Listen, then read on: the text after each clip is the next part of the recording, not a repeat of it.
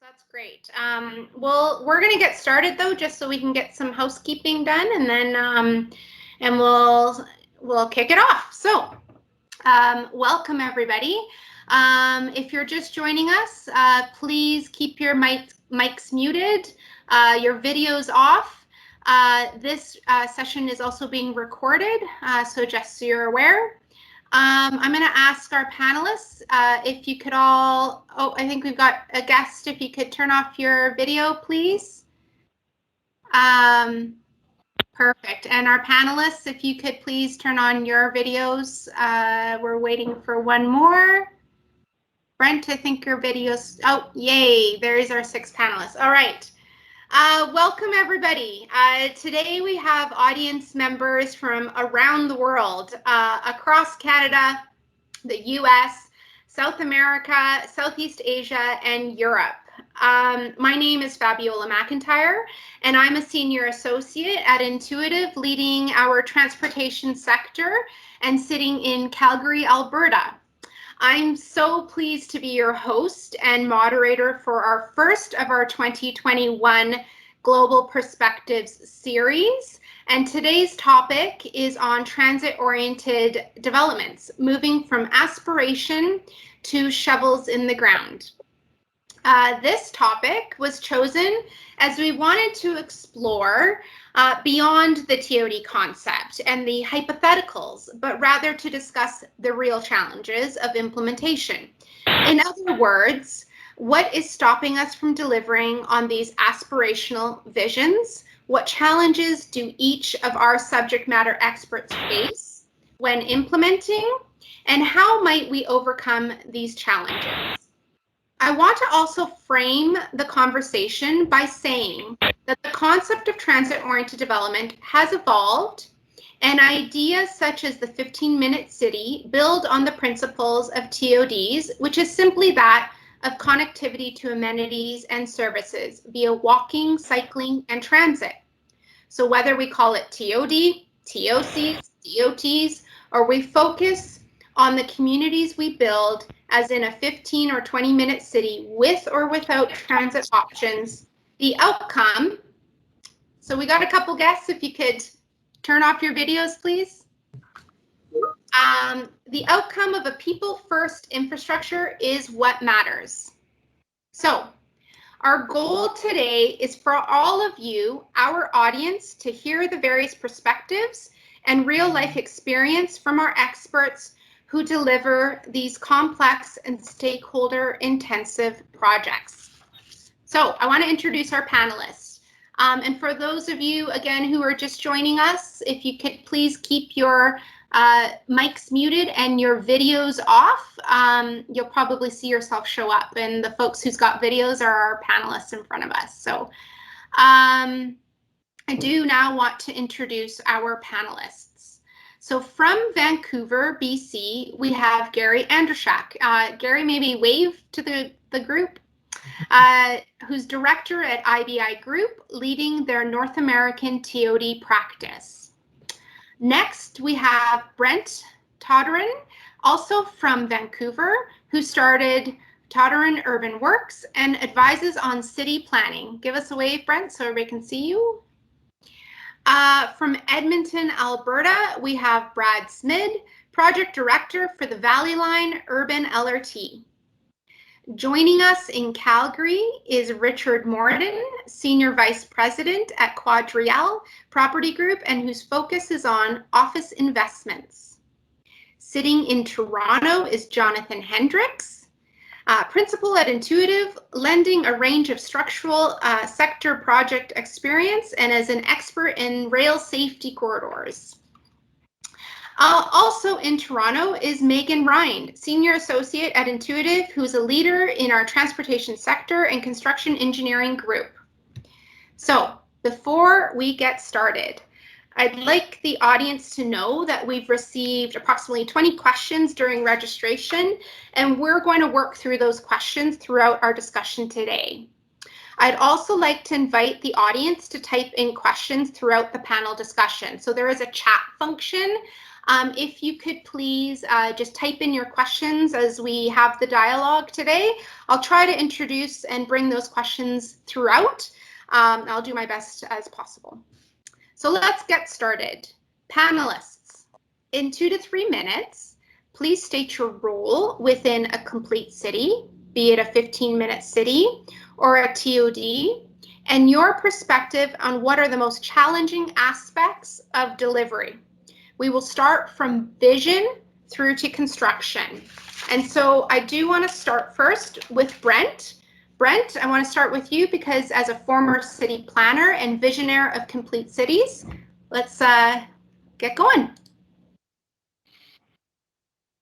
Hi there. I'm not a former city planner. I'm a current city planner. I'm just a former chief planner of a city. So to make that slight distinction, I don't think city planners ever stop being city planners. In thinking about this question, I thought about how often do I use the term TOD anymore? Because boy, in the 90s and in the 2000s, I used it a lot. It was necessary to use it a lot because frankly, we were doing a horrible job of planning and designing around stations, if we managed to get the stations at all. And so Calthorpe and others, and certainly folks like Gary, were leaders of creating this set of principles that could guide, frankly, a much smarter, less stupid way of either building bad things or wasting the opportunity of the creation of station areas. So the truth is, I don't use TOD that much anymore. I've sort of brought on board the design principles and such, and they've been brought on board into a larger conversation about how to do every element of the urban structure of a city smartly instead of stupidly. I find that when I was thinking about, so when do I use TOD? I use it when I'm talking about master planning exercises, large exercises like the transformation of a shopping mall, usually driven, no pun intended, by a new station, and TOD can come up. And I really use it when it's being done badly. The most common time I say the words TOD is when somebody is proposing a truly awful relationship to a transit, like turning its back on a station or what have you. The other observation I had is I tended to use it in the context of higher order transit, light rail, maybe BRT stations. But frankly, the conversation about transit smart planning and development is about every form of good, better transit. In Vancouver here, for example, our frequent transit network is the absolute skeleton bedrock of our great transit success story, even before you think about SkyTrain stations.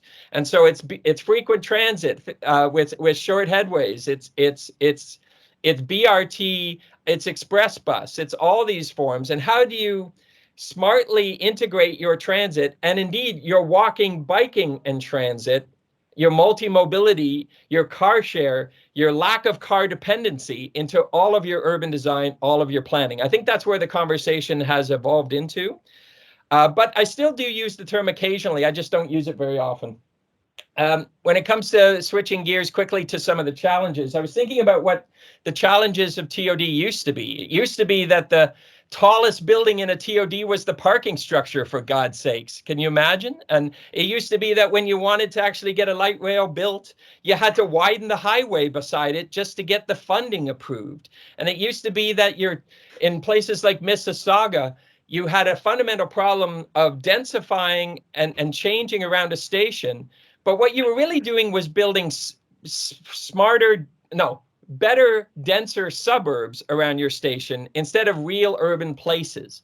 And they were missing what I call mixed scale and place. And Mississauga City Center is the great example of this. The scale, even with all the stuff that's happened around Mississauga City Center, the scale is still proportionate to the car instead of to the people.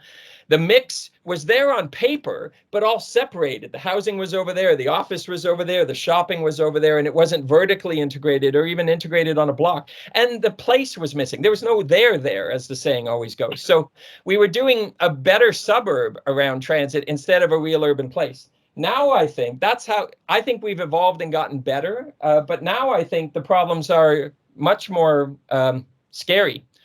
transit investment right now is being under attack across Canada. The Green Line in Calgary being an example of that.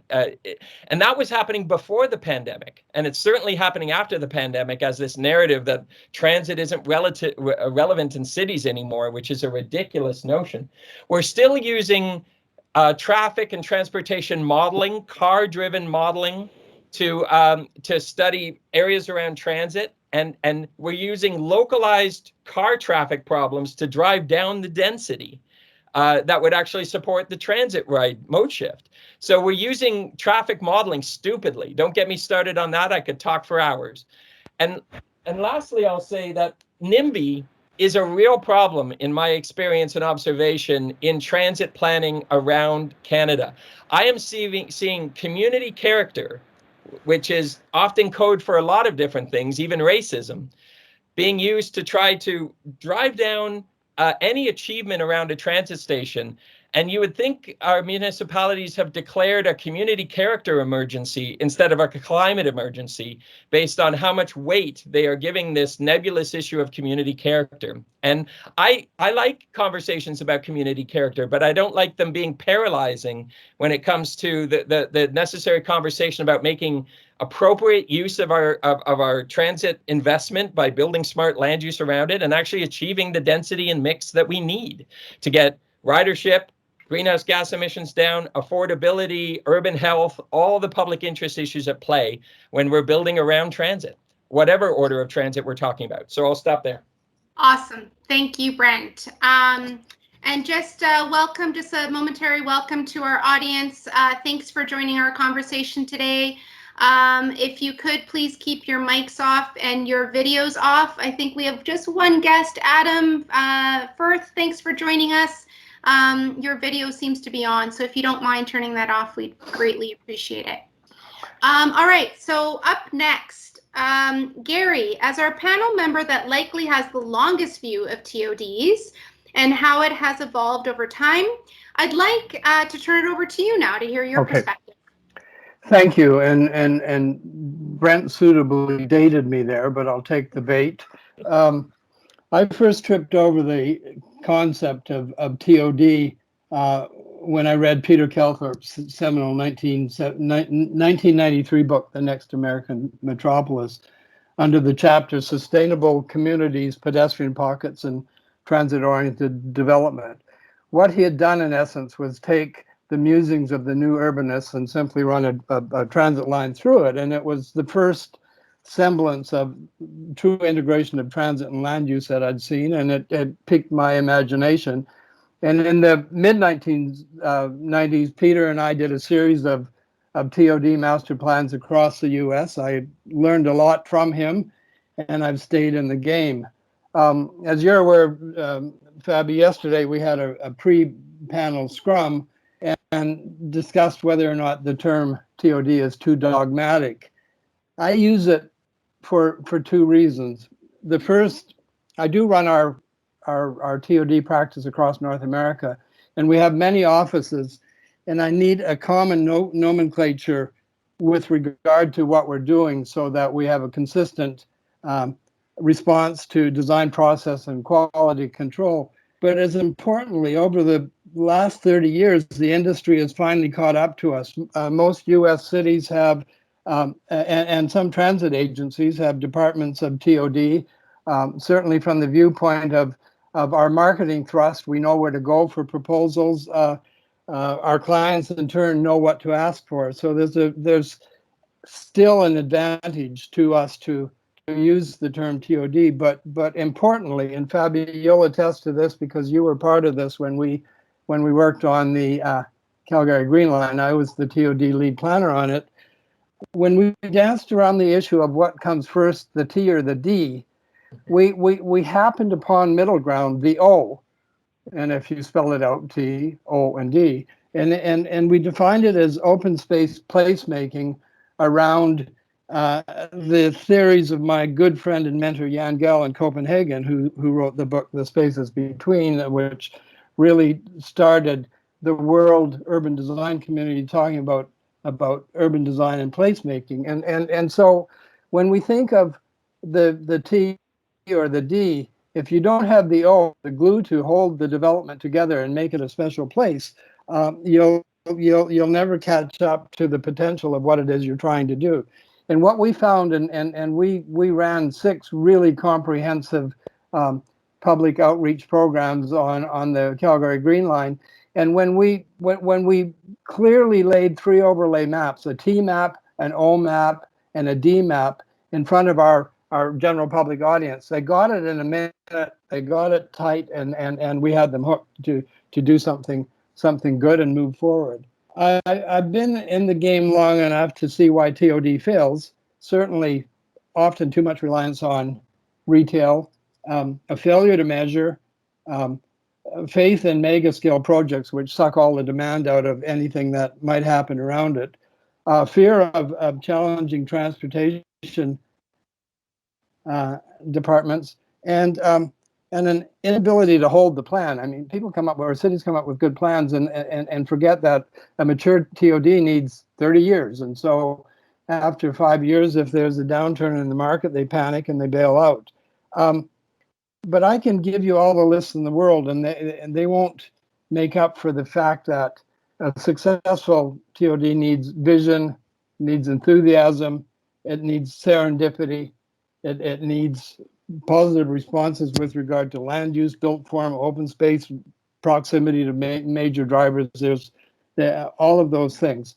Looking forward, I'm hopelessly and naively positive about TOD. I see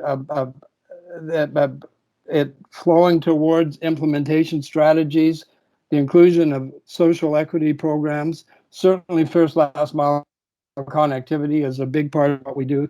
But negatively, like Brent, I fear a loss of trust because of recent ridership problems due to COVID.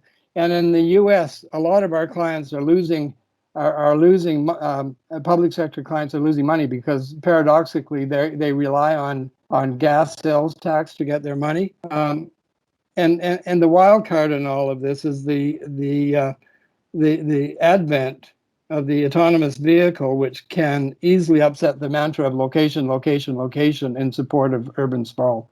Thank you. Awesome. Thank you, Gary. And again, guests who are joining us, if you could keep your videos and mics off, that'd be appreciated. Brad, I want to turn it over to you as we work through this project pipeline from vision to construction. You're a representative of a transit agency with the City of Edmonton, and you I know very well from past workings, understand transit design, operations, and have a focus on sustainable urban integration. So please provide us your perspective. Thank you, Fabi. Yeah, great to be here. Hello to the audience. I am Brad Smid, project director for the Valley Line in Edmonton. It's a 27-kilometer light rail, urban style, low floor line that's currently under construction. So I like to joke, I'm the T in TOD. I build and deliver the transit infrastructure, but we all know, as Fabiola said, it's an integrated process from strategy through to concept to design and delivery of the infrastructure. I understand we have a global audience here today, so I do just want to, if you haven't heard of Edmonton, we're the capital city of Alberta. We've got a regional metro population of about 1.4 million. We've seen rapid growth in the last 2 decades, particularly, and we are projecting for continued rapid growth as trends like urbanization continue to take place and affect Edmonton. So we recently approved a new city plan. So speaking directly to vision and strategy, we have a city plan in Edmonton, and that's all about how our city will accommodate the next million people, the next million Edmontonians who will be moving to Edmonton over the next, who knows, maybe 2 decades, 3 decades, but it's not a matter of if, it's a matter of when. It's going to happen. So we and our whole city plan is about accommodating that growth within our existing footprint. So I know there were questions from the audience about, how do we get away from sprawl? How do we get away from just creating these regional suburbs that take up all the growth. And we have an integrated regional plan. We have the city plan, and it's all about putting the people where it makes the most sense, and without expanding the footprint of our city. We envision a community of communities, for sure, where everything is within a 15-minute walking distance. The community nodes are connected by transit corridors. And our goal is that 50% of all trips made in Edmonton will be by transit or active modes. So that's a lofty goal, but we think we can get there. To reinforce as well, back to something Brent said, in the city plan, if you read it, we don't use the word TOD. It is all about vibrant, healthy city, and supported around nodes and corridors. So why does it matter? Again, if you look at Edmonton on a map, we're kind of out in the middle of nowhere. We're not surrounded by mountains or oceans, or there's nothing geographically stopping us from continuing to sprawl. But we know that to create a safe, vibrant, healthy, resilient city, we need to grow the right way. So in terms of challenges, we often look at the three kind of ingredients, or three things you need to get the right development around our stations. You need supportive, enabling policy framework, so the planning that Brent and Gary talked about, zoning bylaws, infill guidelines, financing tools, all of that. So you need that supportive policy. You need the transit infrastructure. So again, not just building it, but building it right. So human scale, very well integrated into the community. And then the third thing is the market. So you need the demand. You need to make these attractive places so people want to live near them. You need the development community to come in and build the development, and we need other partners like utilities. We often forget all the different players who are involved. We've talked a bit about emergency services and some of the things that aren't always front of mind, but you really need them at the table through that planning, design, and delivery of these projects. So I'll leave it there. Awesome, thanks, Brad. Okay, next up, Richard. As our developer representative, and having been in this industry with over 35 years of commercial real estate experience across Canada, let's hear from you. Yeah, thank you, Fabiola, and good afternoon, everybody, and good morning to those in Vancouver. Just very quickly, I work with a company called QuadReal. We are a pension fund investor in real estate across Canada, and indeed around the world, for those of us not in Canada listening today. We're north of 40 billion across Canada in the major cities, and around the world, a bunch more in London and Hong Kong and New York. This is a very interesting topic for us today, because in Canada we actually we touched the transit in the Toronto area around our Bayview Shopping Centre project. In Vancouver, Oak Ridge is on the Cambie line. A great success story there. And in Edmonton, we interact with Brad, your line that comes through our Commerce Place project in downtown. And of course, as Fabiola knows, we have 4 office buildings and a large site sitting on the Green Line. So the proposed Green Line in Calgary. So all of this is very significant for us. And I guess as being a building owner and a landowner in and around transit, I describe myself to the rest of the group, and maybe to all of our callers and viewers today, as we're the neighbors. We're the people in the neighborhood. And what I'd like to kind of leave the group with today is what I believe is successful around transit. A number of the folks talked about the open in the middle. I'd like to put an E in there. There's no E in TOD, but E is for ecosystem. I believe a successful transit-oriented development site marries the objectives of a high-quality transit line that moves passengers efficiently in and out of the areas where it needs to be, but to Brent's earlier point, must face the neighborhood, can't face in, and can't basically install walls between communities, barriers, if you like surface transit can. A lot of above ground transit over the years has failed miserably in terms of its placemaking capability. There are some examples in Vancouver of how that has not worked. There are also, like, you go to Vancouver, again, as an example, the Canby line, they made the expensive and foresighted decision to put that underground, and resulted in some fantastic placemaking opportunities along the street where that line is buried under. So what it comes down to, in my mind, is it's a transit-oriented development must provide for an urban sense of place, and that must drive exactly the design of these of all of this infrastructure, whether it's lines or stations. Let me talk about stations specifically for a moment. The secure station is not necessarily the station that integrates super well with its neighborhood, so you need to have balance between those requirements, and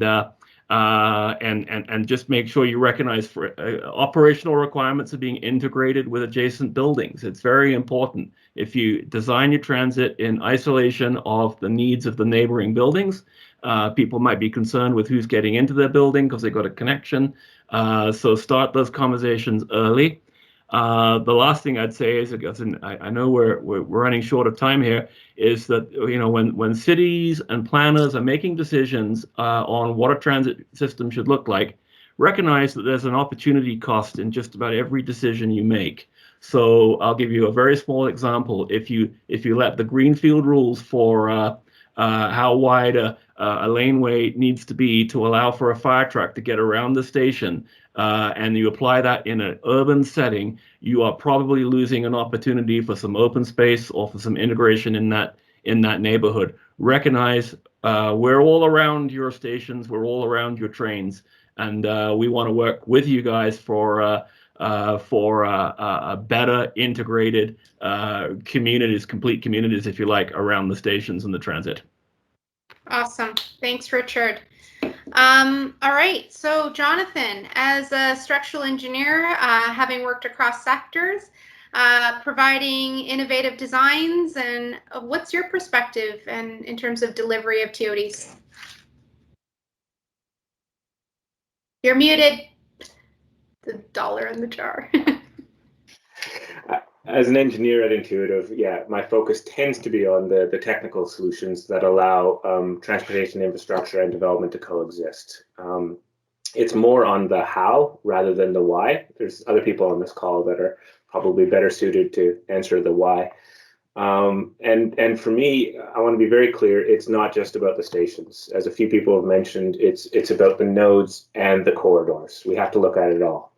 During feasibility stages, we often help actually with what scale of development is possible. So this is the technical, what's technically possible, and what are the cost and schedule implications. And in design, actually, the questions are a little bit different. What's there first, the development or the rail? There's solutions for both. We look at mining solutions, sort of building underneath, or spanning solutions, building over, or even safety and comfort issues for building adjacent. We also look at the construction stages, but I'll leave Megan to go through that. We need to do more of this. As our cities mature and intensify, we can't afford to have these sterile swaths of land through our cities. The technical challenges are solvable. In New York, we decked over the busiest rail corridor in North America and built over the Western Rail at Hudson Yards. In Calgary, we built a library over the rail. I think it's here behind me. And in London, we built over, I think, the oldest subway line that they have and the newest light rail line that they have. In Toronto, we're building over the focal subway station at Yonge and Bloor.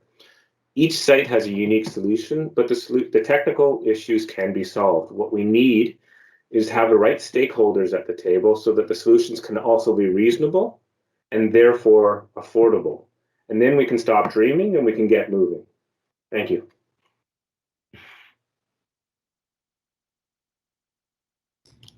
Megan, sorry, I was muted there. Lastly, so Megan, as our construction engineering representative and advocating for the integration of design with construction, please provide your perspective. Hi, so as Fabio introduced, I'm Megan Rind, Intuitive, and I'm going to focus on the implementation and how we can actually build these projects efficiently, acknowledging the risks and constraints associated with the construction of TOD projects. Similar to what Jonathan said, we're very focused on the how, not the why. The others here to talk about that, and even the what, which Jonathan has well in hand, but talking about who's at the table to come up with the right ideas. So construction engineering is not just a constructability check at the milestones, it's a complete integration of engineering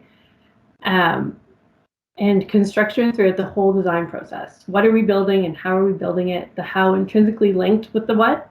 Acknowledging construction is also a process with consideration given to every stage, not just the final product.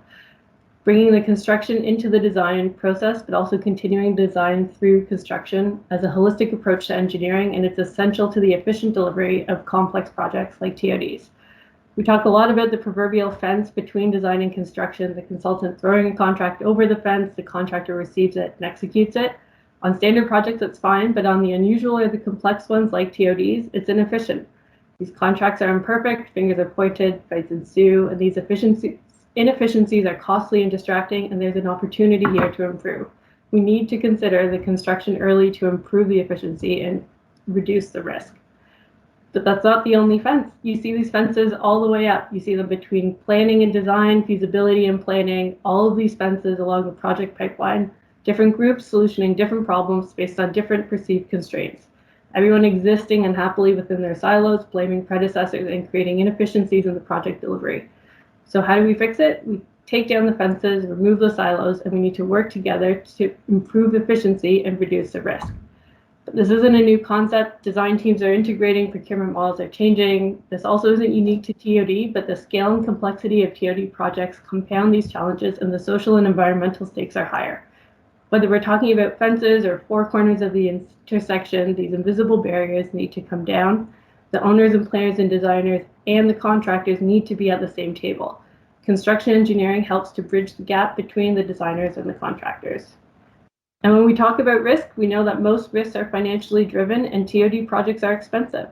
We also know that the majority of capital costs occur during construction. The construction of any complex project needs to be considered from the start, especially in the identification and validation of constraints. To gloss over this task or to complete it within a silo is just setting the project up to fail. We all need to work together as a team at the same table, all corners, to determine what constraints are real. To do this effectively requires diverse perspectives and creativity. Once we've identified the real constraints, we've defined the problem, and a problem well stated is half solved. From there, it's just engineering. So I think this is where we start, all perspectives at the start of a project, defining the problem correctly so we can develop the best possible solutions. Till shovels are in the ground, it's just paper. Until it's being used by the community, it's just a construction site. It's all perspective, and each of these perspectives is required to successfully realize the vision, including how it's built. That's awesome. Thanks for ending us on that, because I think what I heard in a theme with all of you is this real desire for collaboration, right? Like the coming together to earlier in the project, a project pipeline, I guess, and to find those solutions earlier on, because one of the things I really wanted to hone in on in our questions, and I think came through our audience, was about that, those, I guess what Megan called the fences, or these siloings that are happening, and a desire from all of you of what I'm hearing, that there's a commitment to get to the end. So how do we do that? So let's jump into some questions now that we've received from the audience. And audience members that have joined, please feel free to type in questions in the chat. I'll watch those and try to introduce them. But as I said, we did receive 20 questions from our audience who through registration. So let's kick it off. I'm gonna actually I want to start with a question, and Brad, I'm going to throw it your way. So I'm going to ask you to start, and this question's maybe just taking a little bit of a note from where Megan left us off, and this is probably in a bit in your past life there of when you were leading the Edmonton LRT extension to Nate. If I recall, the project encountered a situation during planning where EPCOR had announced a new office tower, and that it was directly above the tunnel alignment. So a real like physical integration there between tunnel and tower there. How did you overcome this integration of infrastructure, and how do you think that applies to the delivery of our TOD challenges? Thanks, Fabiola. Yeah, that takes me back. That was a situation that you know, we had an intersection of a development project with the it's now the EPCOR Tower on the station lands site along our downtown north edge. There had been a historic LRT easement through that property, and so we were working in silos. We had transportation folks, you know, myself and my team included, planning the LRT through this easement in a shallow tunnel coming up to surface to the station which is now the station adjacent to Rogers Place, our entertainment district. And then in the other silo, we had Qualico, the developer, working with city planning on getting permits, and we weren't talking. And this isn't decades ago. This is this is about 15 years ago. Yeah, we were able to luckily get the right people connected at the right time. I think the key word absolutely is collaboration and compromise. And, you know, everybody had to give a little bit. We had to shift our tunnel alignment. Yeah, it added some capital cost to the project. Qualico had to change the design of their tower. I'm sure they had cost impacts and schedule impacts as well. But in the end, it's probably one of the most rewarding experiences of my career was seeing everybody come together.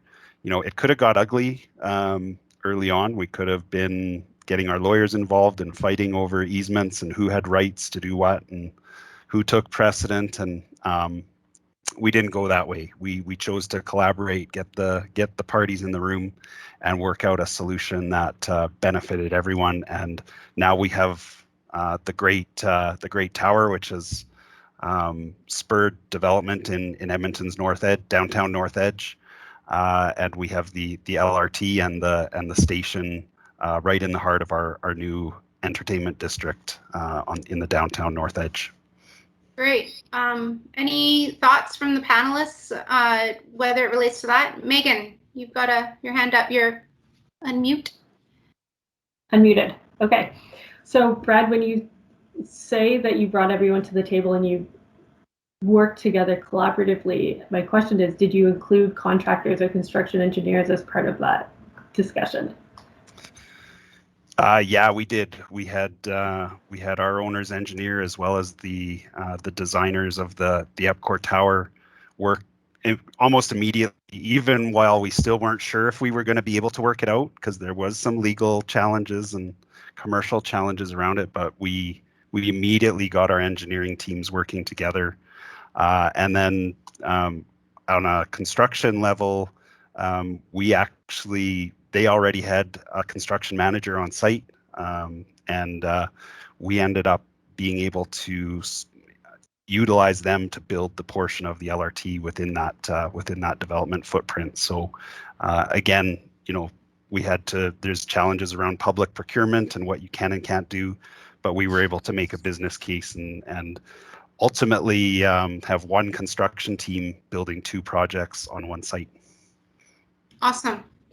Okay, I'm going to take another question that we'd received from the audience and go down the financial discussion that always tends to happen earlier on. A question came in about authorities seem to want developers to pay for the entire costs of stations.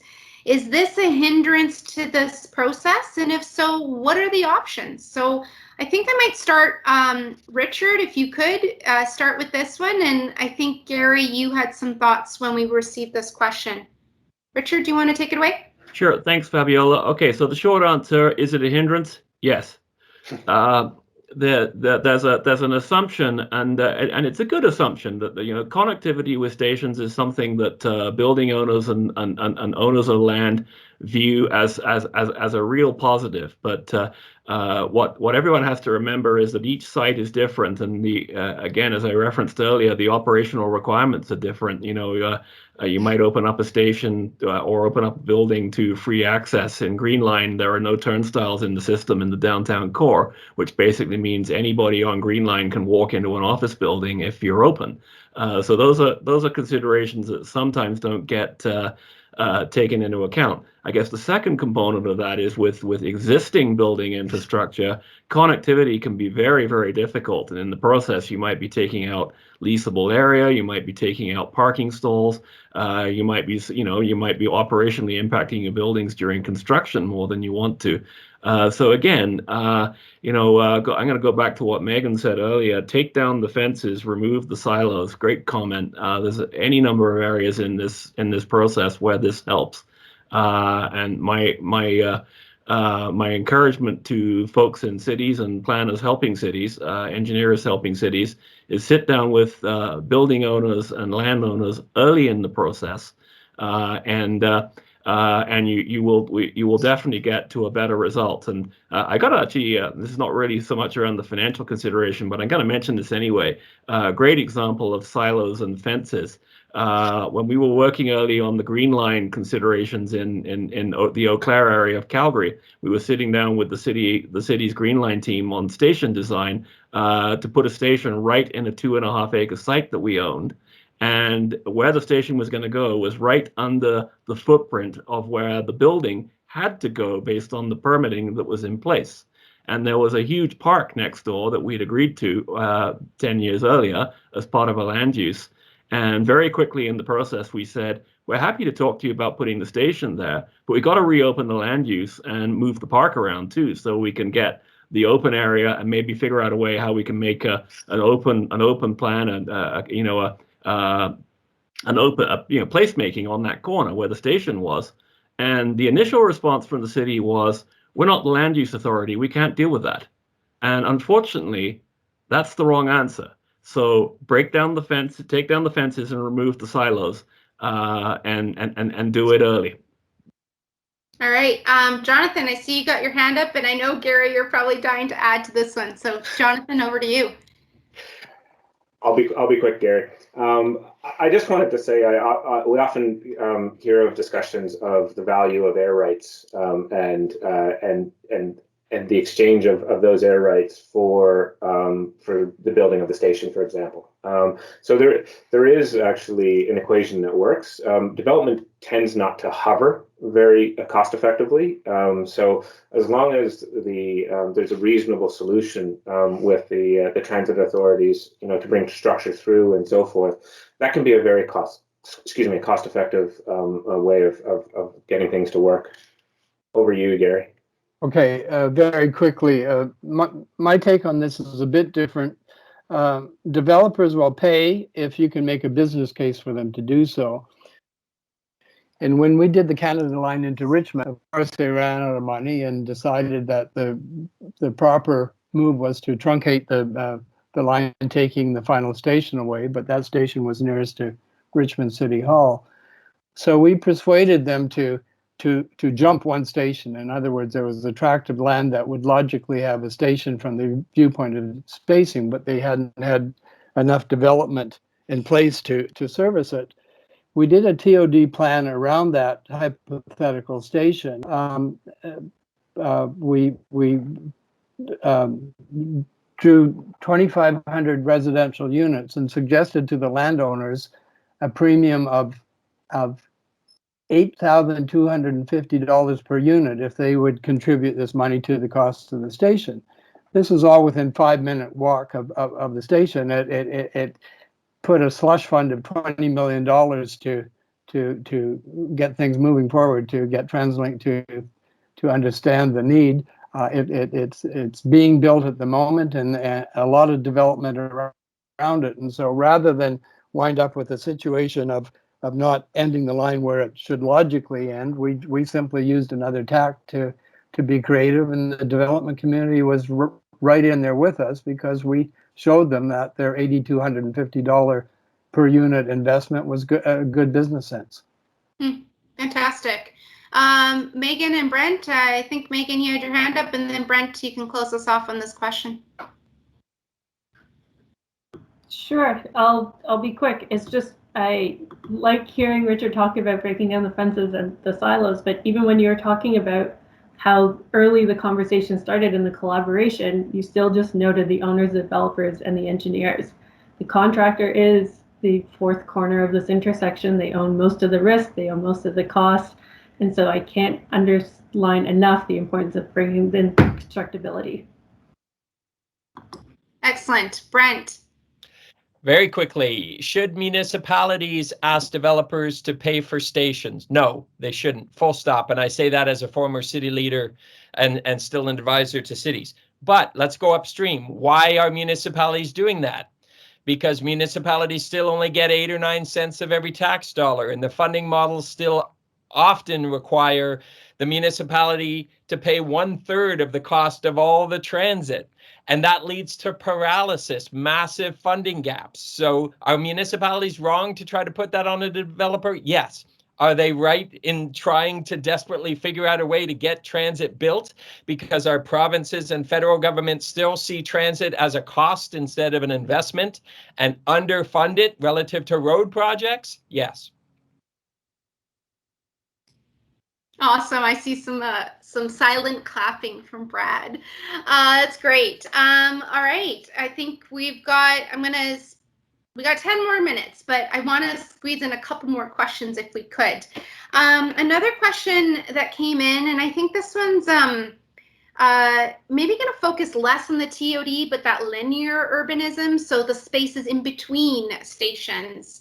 And I think also linking on to Brad, you had made a comment about communities within communities, or this idea of where complete communities are going, and the challenges. Also, I think, Richard, I heard you say, I love the ecosystem piece of not creating walls, but having to build outwards. So the question that came in from our audience was, how to reinvent roads and communities in suburban America, anywhere I think this goes, to allow transit-oriented development. So when we think about spaces in between stations, any of our panelists, an answer maybe on that one?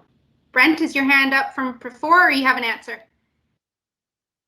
You're muted. You're muted.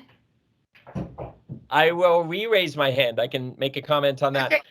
I remember a project I was the approval for in Vancouver that was equidistant between 2 stations. Gary, you might have been involved with it.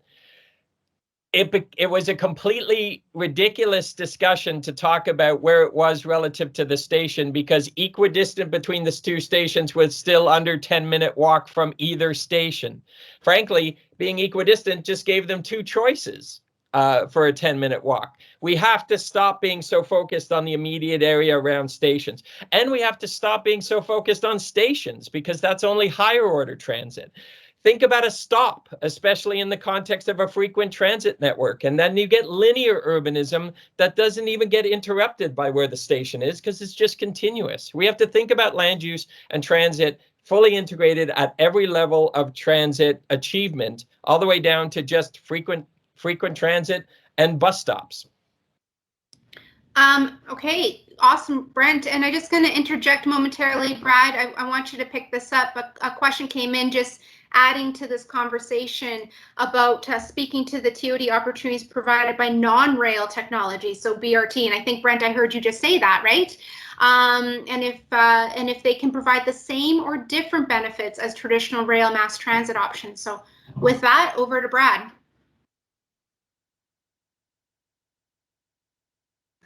Yeah, very quickly, I think that's why we've seen that shift away from TOD towards nodes and corridors, and it's a balance of both. And also it's, location or context or community sensitive. So not every node is going to be the same, not every corridor is going to be the same, and that's where those 3 ingredients of policies. So some corridors may be all about complete streets and very walkable, and where others are more focused on goods movement and need to accommodate that or higher order of transit. So it's all about finding that balance, and it's not one size fits all. Richard. Very quickly to add, I think the bus rapid transit and so forth is so often a predecessor to rail transit coming later, and so bus rapid transit can be an incredible down payment and a message to the community that something's coming. And as much as that, a message to the development community that higher order transit's on its way. It starts to spur development in areas that perhaps the full rail might not be affordable or economic, but people will know that's where it's coming in the future. All right, so I'm going to keep us pushing to that delivery, though, of these projects. So whether it's the predecessor's BRT and now it turns into LRT, from a concrete, steel, and timber perspective, what do we do to protect for it or allow for it? And if you think of it from a puzzle piece, what are the puzzle pieces we put to begin with? And the specific question to the panelists, again, coming from the audience, how do we create TODs without demolishing everything that already exists? And I think there's this notion of, in order to put transit in, you have to tear something down, especially in established areas. For example, many of the areas which will be host to the Green Line, which has been a bit of a topic today, in the future. So maybe Jonathan or Megan comment, and yes, Brent, you too. Megan, did you want to start? Sure, I'll be quick. It's just, this one really resonated with me, only because, like, Jonathan gave lots of great examples about how we build above and below and adjacent to the platforms. It's all, even with the library building around. But the demolition of a building, we actually years ago jacked up a heritage building and rolled it out of the way just to build a subway station below and rolled it back on top. And so it's all to say that nothing needs to be demolished if you don't want it to be.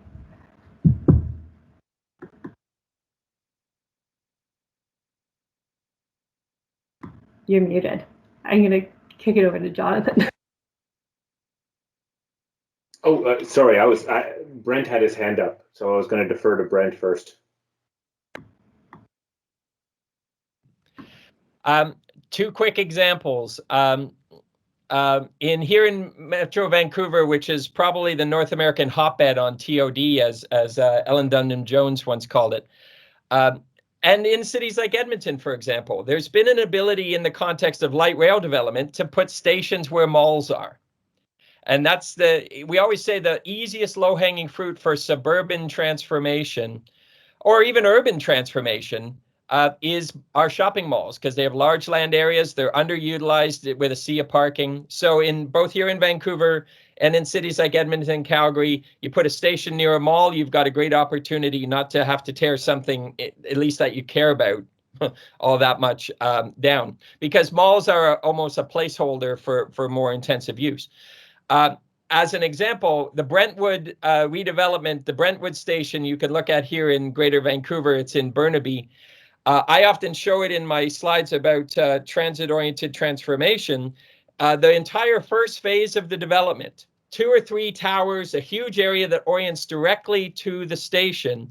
And I point out that everything that you're seeing in this slide was done in the parking lot in front of the existing mall. They didn't even have to touch the mall in phase 1. Phase 2 would sprout towers out of the mall, which shows you just how much space that's available there. That's one scenario. The other scenario I'm working on here in Vancouver is a station that's existed for decades, Nanaimo Station, Gary, I'm sure you know about, which is surrounded by single detached houses. And that has been more of a challenge. But ironically, the developers came in and started to assemble land, because that's what they do when they know that it's right next to a station. The problem has ironically been City Hall, including my own generation at City Hall, which didn't have the ability or the resources to get a planning exercise done to provide clarity around how the city wants it to develop. around a station. So that's a case where something is going to be torn down. Things are almost always going to be torn down, but forces will be at play, including a reconsideration of the value that you can get out of a mall, or lot consolidation of detached houses. Market forces will start to behave when you have that station there. Yep. Jonathan, did you want to add anything to this one? Yeah, I mean, to me, actually, the questions are related, but a little bit divorced. You know, should a building be knocked down? That it should stand or fall on its own merits, not just because something's coming through. I think we are missing a trick if in and around stations the community isn't densifying, because that is a natural node. But I wouldn't say actually just because a station's coming through means that we got to knock down all the buildings in that area. Yeah, great. Thanks for the thoughts. It's 12:58, at least here in Calgary, Alberta. So we got 2 minutes left. And I see that there's some conversation happening in our chat. So thank you, audience, for that. And I'm sad that we can't just keep this conversation going for much longer. I do want to close this out, and I do have one question for the panelists that I want them all to answer. So with our last dying minutes of our conversation today, please name the best example of TOD you've seen. So in 30 seconds, folks, and in one sentence, why? An audience, if you have an answer, I'd love for you to add it in the chat too. So your top TOD that you've ever seen, and in one sentence, why? Brad, I'm going to start with you. I'm going to go with West Block Glenora here in Edmonton, because I have to provide an Edmonton example. But the reason why is it's really the first one where the land use and the transit plan were done together. The LRT station was built right into the zoning bylaw, and it's been a great partnership collaboration for several years, and it's happening. The development is out, the LRT is under construction now, and yeah, that's one of our success stories here in Edmonton. Awesome. All right, Richard, you're next. Okay, thank you, Fabiola. I'm going to go with a future one, and it's aspirational. After a great deal of work with Green Line team in Calgary, we got a new scheme for basically the Eau Claire station, and instead of it being sitting in the middle of 2nd Street, in the middle of major office buildings and dividing the Chinatown and Eau Claire communities, it's now planned to sit within a site occupied by the current Eau Claire market, which is well past its prime, and there's an opportunity to integrate the station with the building above, much like what you see behind Jonathan there, in the form of the library. And as a result of that, we can keep the trains underground coming up 2nd Street, keep the streets open, keep the communities east and west connected, and to have those stations, have that station face out into its community. And frankly, it positions that whole underdeveloped and rather tired neighborhood with an opportunity to become something much better. Great. Jonathan, I'm going to ask you to go next. Okay, I'm going to go far afield. And while I don't like all aspects of it, there is something I very much like about the model used in the new territories around Hong Kong. And that is that around the station, there's very high density, and it trickles down, but there's great access to green spaces for all participants in and around the stations. And it's an interesting model that I'd like to see more of. Perfect. Brent, you're up. Well, I'm going to assume the question relates more to sort of more suburban or greenfield TODs, because I think about most of the station areas I love are in very urban cities where the station is almost invisible within an urban pattern like New York or Paris. But if I thought about a more traditional TOD, I'd say Collingwood Village here in Vancouver, which Gary knows very well. Not because it is the best or even perfect or even particularly well done. I used to say when I was at City Hall that we wouldn't even approve it now because I see all the flaws and things we would do differently or expect more of, but it is a Mark I first generation North American TOD that's had a couple of decades of evolution under its belt, and even the development in between the stations and around it since, which ironically much denser and much higher. And so you can go and visit it. And it's incredibly rare to actually see examples in North America of successful TODs that have been around for a while. So Collingwood Village at the Collingwood station on one of our SkyTrain lines. Great. Megan. Sure. I'm going to go very local, which is the Yonge and Eglinton station in Toronto, only because it's so personal to me and professional in that I commuted through it every day for years. Also, while we were in the process of underpinning it, and underpinning a live subway rail where you can't have the track move more than 3 millimeters, it seems crazy on paper, but to actually be walking through it every day and just knowing that's happening behind the scenes is fantastic. Great. And Gary, last but not least. Okay, I'm going to go to the US because that's where I work primarily. I'm going to suggest Denver Union Station. Obviously, high-level transit. Oh, Gary, we lost you momentarily. Amtrak, great development. Great development, old and new. They took the Union Station and turned it into a beautiful hotel.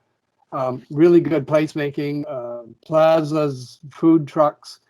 And curiously, the last 2 times I've been in Denver and we've talked about going out for lunch or dinner, we said, let's go down to and so I'm not taking transit, I'm not living there, working there. You're just going there because it's a place and it's working really, really well. And hopefully when people can travel again, they'll make their way to Denver and enjoy it. Great.